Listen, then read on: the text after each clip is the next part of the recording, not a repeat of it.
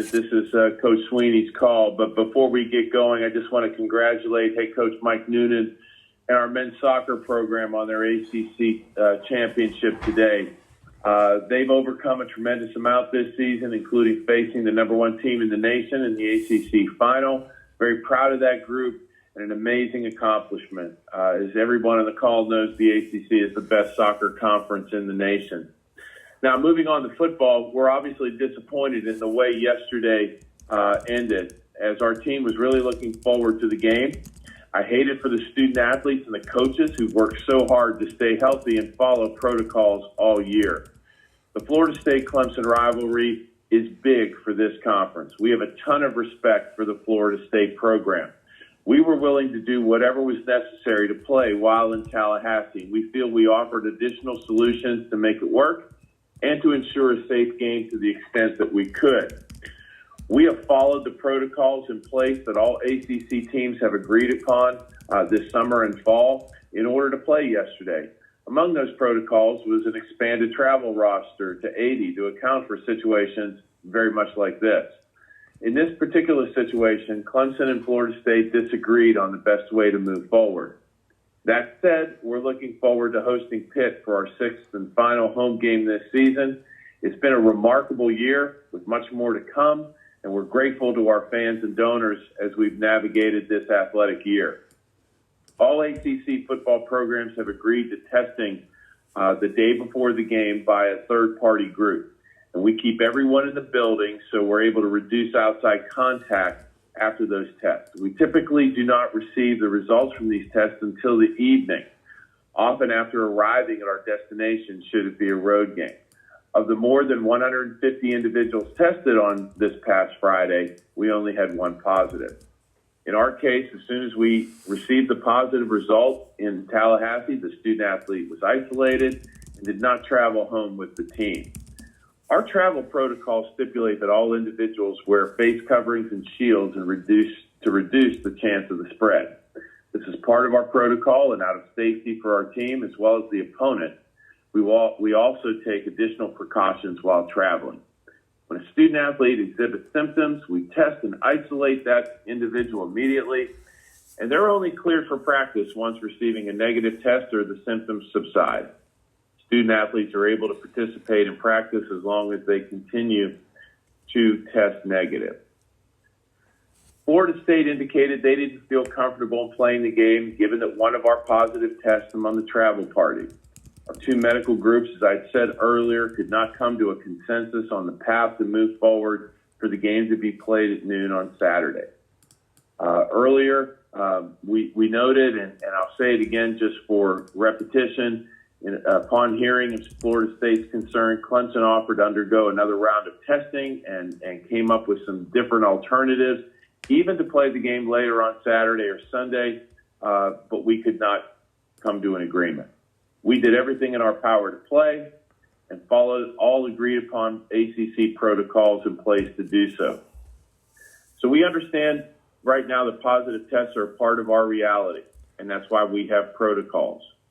But we've put this situation behind us, and we'll work with the ACC to evaluate options for rescheduling, but I don't have any details on that at this time. I think it's been reported that the total cost of the travel for us was in the neighborhood of $300,000. That's kind of typical given the length of the trip for us. So as Ross said, if there are other details that may be needed, and I'm sure Coach will talk about this as well, but you can get a hold of Jeff and we can talk about it. But I just wanted to make sure that everybody knew and understood that we followed our protocols. We followed the ACC protocols. Our medical staff was comfortable, but at the end, Florida State was not. So with that, Coach, thank you for the opportunity to take a couple of minutes here at the beginning, and the call is all yours.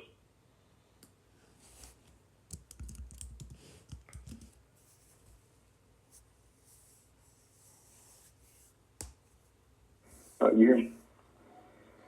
Okay, thank you, Dan. First of all, I'd like to say the same thing. Congratulations to our men's soccer team, Coach Noonan and the fellas. Just awesome, man. Awesome.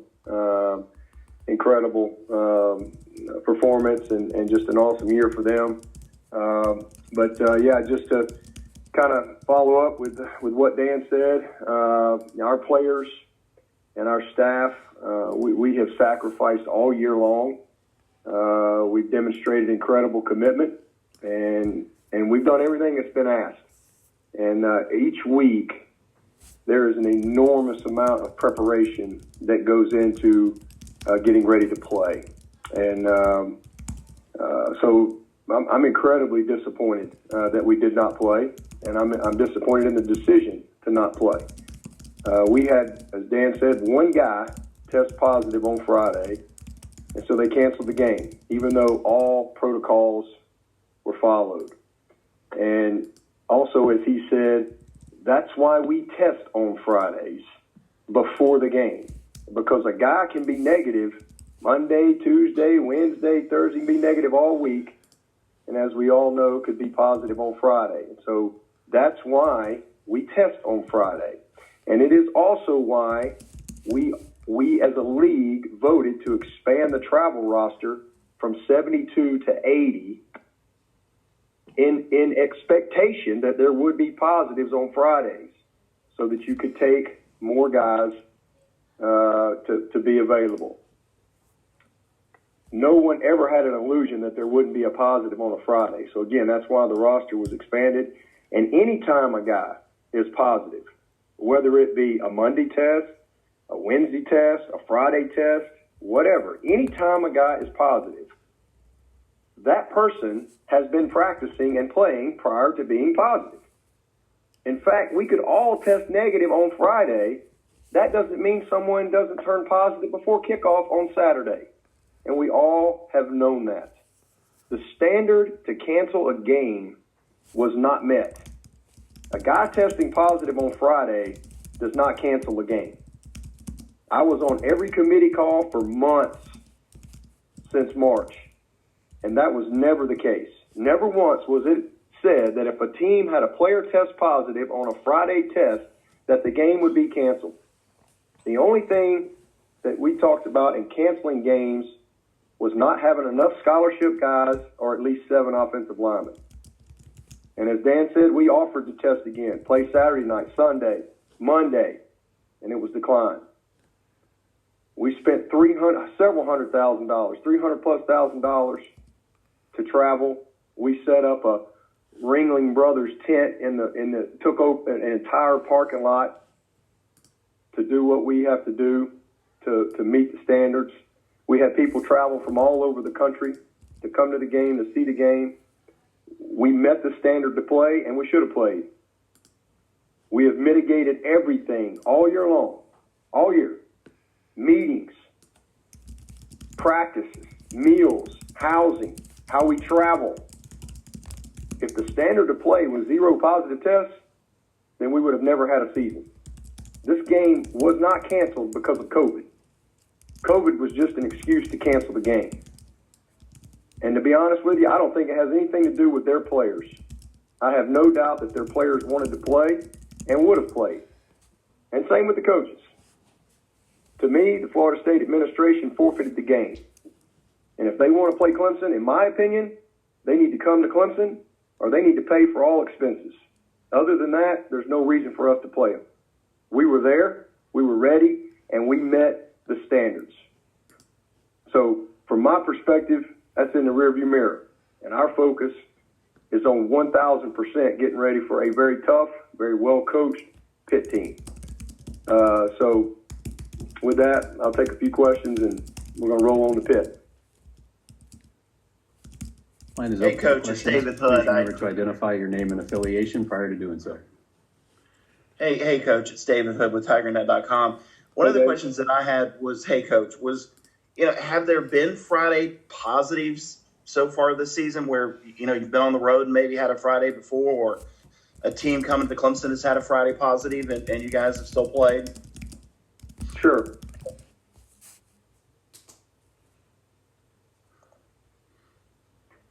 Yes, the answer is yes. Coach, this is Trevor. That's why we test on Fridays. That's why we set it up that way, because everybody knew that guys could. We wanted to have one last test before the game, and if there was positives, we could take them out from playing. All right, and then you have direct contact. But we mitigated all the direct contact from travel, from housing, you name it. So there was never any illusion that there wouldn't be any positive tests on a Friday. And again, never discussed that if you had one, that means cancel the game. Did you happen to call Coach Norvell to express your feelings? No. This was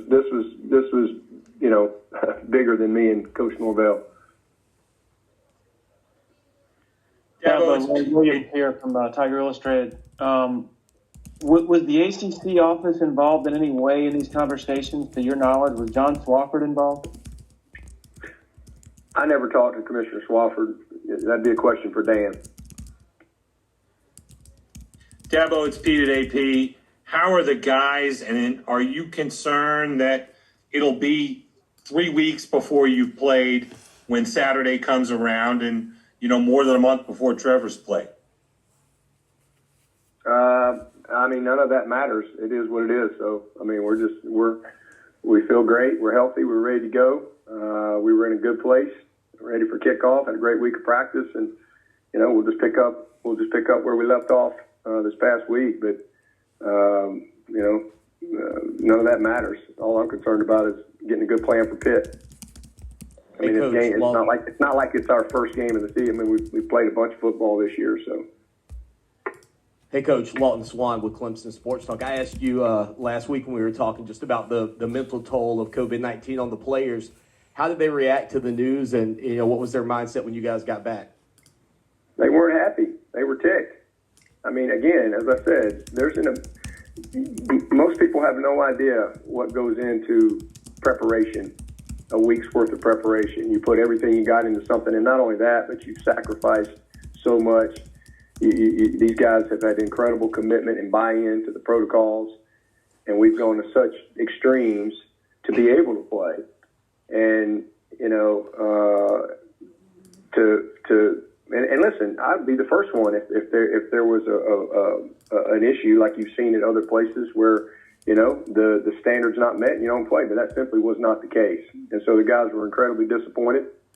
But we got on plane, came home, and hey, it's like I told them, listen, we on to the next one, and we'll keep moving forward. And it's just that's the way this year's been anyway. So this team has risen to every occasion, all year long, and I don't have any doubt they'll continue to do that. But certainly disappointed. That's what they love to do. They love to play. That's why they work so hard. That's why they prepare so hard. To have the privilege to go play the game. And, it's just unfortunate that it didn't happen, especially when, it's saying because we have one guy positive. Hey, Dabo, David with ESPN. You said that you didn't think that this was obviously related to COVID or what the players or Mike Norvell wanted to do. What do you assume the motivation was for making that decision on their part then? I can't answer that. I can't. I just know the standard of play was met. So I can't answer that. I just know they called the game. One of the things that FSU said in the aftermath of this is that I guess they had a game at Louisville a few weeks ago where they had a couple of guys who were symptomatic but had not tested positive yet, and they did not travel those guys to the games. I'm just curious on your end, not disagreeing at all that you did follow protocols. Was there a thought of maybe, just to be an extra level of safety or concern, not to travel certain players or something like that? So now we're changing the rules. We can't, if guys are, you either trust the test or you don't. So now if the test's negative, we're going to tell guys they can't play anyway? I don't know what to tell you on that. You either trust the test or you don't. It's that simple. Why even have, that's why we test. So if a guy has an earache or if a guy has a runny nose and he tests negative all week, you're going to say, well, we don't take you. You either trust the test or you don't. and the rules are what they are. So there's been plenty of games played this year where guys were not positive one week and positive the next week. This is a virus. We all know what we're dealing with.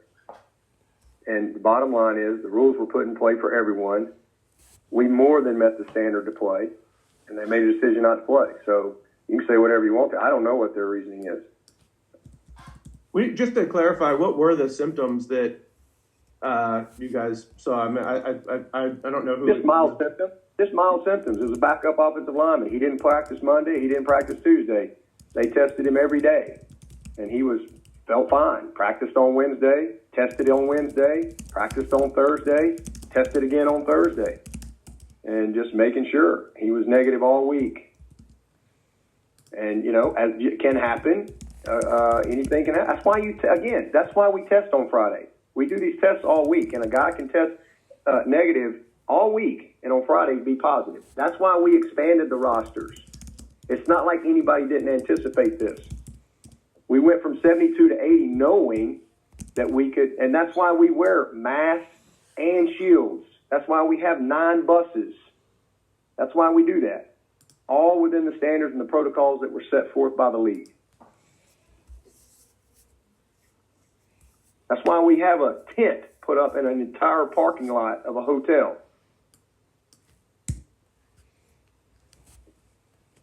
Coach, this is Trevor Gross from CUTigers.com.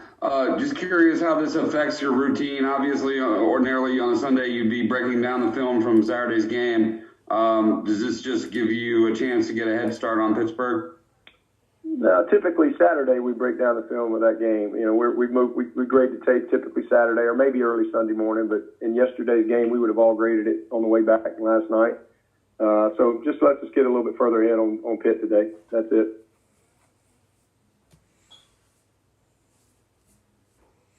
Hey, Dabo, it's Josh from the Post and Courier. Do you see this potentially changing, or has it already had an effect on the relationship between Clemson administration and FSU administration? I have no idea. You can ask Dan that. I feel bad for their players, too, because I like I said, there's no way anybody can convince me their kids didn't want to play. Hey, Dabo, it's Phil Kornbluth at Sports Talk Media Network. Going back on what you said earlier, that you feel like they should come to play at your place if there is a game, and it should be a forfeit. Would you, if the ACC orders you guys to go back to Tallahassee to play, are you going? Oh, that's a question for Dan. I said what I said, so you can ask Dan that. An awful lot of money. Just to follow up, so you're saying you're not committing to wanting to take your team back to Tallahassee. You're leaving it up. I mean, in your mind, we were there. I think we were there. We were ready, and we met the standards to play. Period. That were set forth. They canceled the game. In my opinion, they forfeited the game. There was no reason to cancel the game per the standards that are in play. So that's $300,000 just gone out the window. So that's a question for Dan.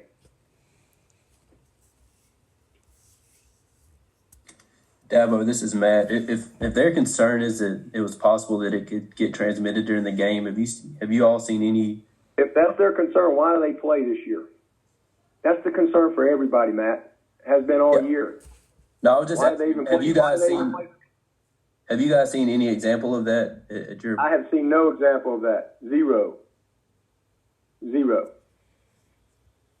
That was their worry. They shouldn't even play the season. Hey, Dabo, David with ESPN. Like I said, we test on Friday, guys. So if you can be negative on Thursday and test positive on Friday, you can be negative on Friday and be positive in the game on Saturday and not know it. We all know that. We all know that. The standard to play was met. Dabo, one of the things that I've kind of been curious about throughout this year that you just kind of touched on there is how much sharing of information has there been among coaches or teams about, when positives come up or contact tracing? Like, it would seem to me that the vast majority of evidence would suggest that there isn't any sort of in-game risk, but I don't know. Have you heard more information about this from anybody else? Is that something that you guys are continuing to evaluate or have continued to evaluate throughout the year? You can ask all the medical people all that. That's what they do. I'm not an MD. I've just coached the team within the rules that they give us. And we have done everything within those rules. But the MD, they talk all the time, all the medical people. Everything we're doing is based on what the medical advisory group has put forth.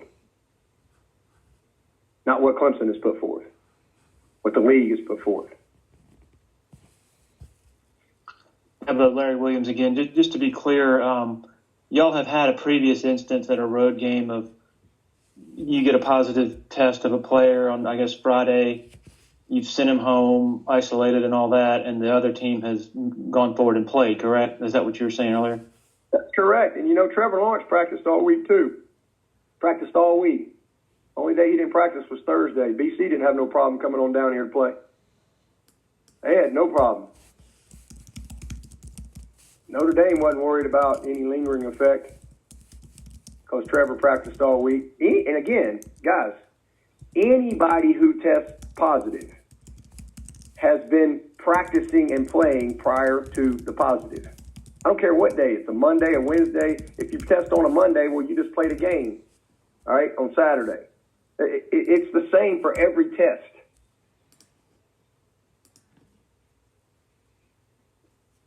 Like I said, BC didn't have no problem rolling down here and playing. He practiced all week. Only day he practiced was Thursday. And yes, we've had that, where we've had to send a guy home. When did you get the first inkling that this was an issue? Was it late Friday night that it might not happen? Saturday morning, I found out that we had a player test positive Friday night, and we immediately isolated. He was already social distanced, but we immediately isolated him, and then we flew him home, by himself. And but I didn't know anything about all of this until early Saturday morning, that there was, concern to not play because we had a positive Friday test, which again, we all knew coming into the season that could happen, which is why the rosters were expanded. So we could have, in particular, more offensive line travel, because that was the one position that we had a number attached to. And now all of a sudden, we've gotten amnesia on that. Coach, it's Trevor again. I would presume that Virginia Tech would have less of a reason to forfeit at this point than Florida State, but that's your last remaining road game of the regular season.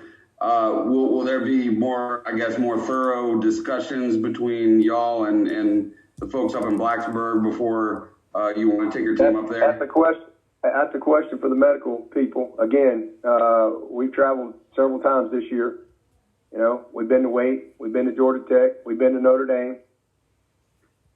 We had a heck of a trip to Tallahassee, had a breakfast in the parking lot and some great meetings, had a little tent revival and came on back.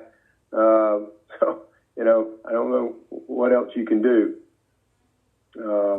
Unless the medical advisory group wants to change all the rules. Just want to make sure we're all on the same rules that we've been all year, that they seem to change Friday in Tallahassee. So all right, a couple more questions, and then I got work to do. We're going on the pit. So, hey Dabo, it's Josh from the Post-Courier. Have you talked to some of your friends in coaching circles about this? And without naming names, can you share what they've expressed to you and what they think about this whole situation? Yeah, I've talked to a couple, and they feel the same way I feel.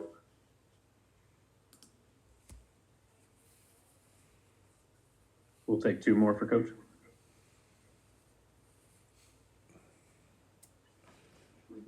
Moving on to Pitt, that's a pretty good football team that's playing well at probably the right time of the year. Just some early thoughts on the Panthers. Tough, well coached, and as you said, really playing with a lot of confidence, coming off really two big wins in a row. They had a couple tough games along the way. They lost their quarterback, but he's back. Again, just a physical group that plays really hard, great effort, well coached, know what they're doing. Defensively, they built to stop the run. That's what they do. They're going to I don't care how many blockers you got, they're going to always have more than you got. And they're going to challenge you, to beat tight coverage. That's just the nature of what they do. And then offensively, they're different than the last time we played Pitt here. They're a 11-10 personnel team, going to throw the ball. They're going to run it enough to challenge you and keep you honest, but they're going to put the ball in this quarterback's hands, let them throw it. They throw and catch, as well as anybody we've played. So, a really good team that's playing with a lot of confidence. And so we'll be excited to have our last home game. It's Military Appreciation Day. It's Senior Day. And again, our last home game here in the Valley, which is just crazy for me to wrap my mind around that, we're at this point and we're at this point because, our team has done an awesome job all year long of, again, staying focused, staying committed, doing what they need to do to be able to play week in and week out. And so it's really, it's as long of a year as it seemed.